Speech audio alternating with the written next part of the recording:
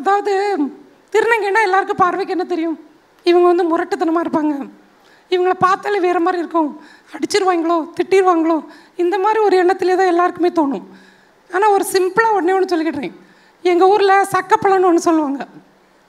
சக்கப்பழம் means பலாப்பழம்.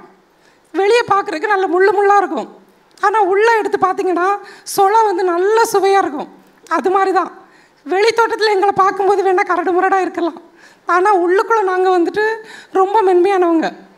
ஒருத்தர் எங்கள்கிட்ட வந்து நீ சாப்பிட்டியாம்மா, நீ நல்லா இருக்கியாம்மா, அது போதும் எங்களுக்கு அன்றைக்கி உள்ள ஹாப்பிக்கு. ஏன்னா இன்றைக்கி என்னோடய வெற்றி என்னென்னா, ஒரு ட்ரெயினில் ஒரு பாத்ரூம் பக்கத்தில் உட்கார விடுவாங்க, சீட்டு கொடுக்க மாட்டாங்க. ஸோ ஒரு சிங்கிள் சீட்டில் உட்காருவோம், அதுக்கு கூட எங்களை திட்டுவாங்க. இன்றைக்கி அதே பேசஞ்சரை நான் டிக்கெட் பரிசோராக போய் செக் பண்ணுறேன். இதுதான் எங்களுக்கு கிடைச்ச மகத்தான வெற்றி. எவ்வளவோ கஷ்டப்பட்டுருக்கோம். ஸோ சொன்னால் நிறைய நேரம் ஆகிரும். ஸோ இருந்தாலும் எங்களோட சமூகத்துக்கு நான் ஒன்று சொல்ல விரும்புகிறேன். கல்வி இந்த உலகத்தில் அழிக்க முடியாத செல்வம், எல்லாருக்குமே, அது எல்லா சமூகத்தினருக்கும்.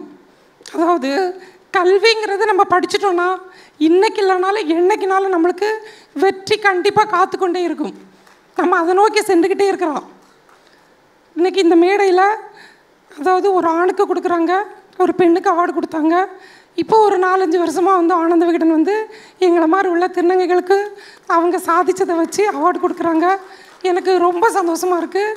Thanks to Ananda Vikatan.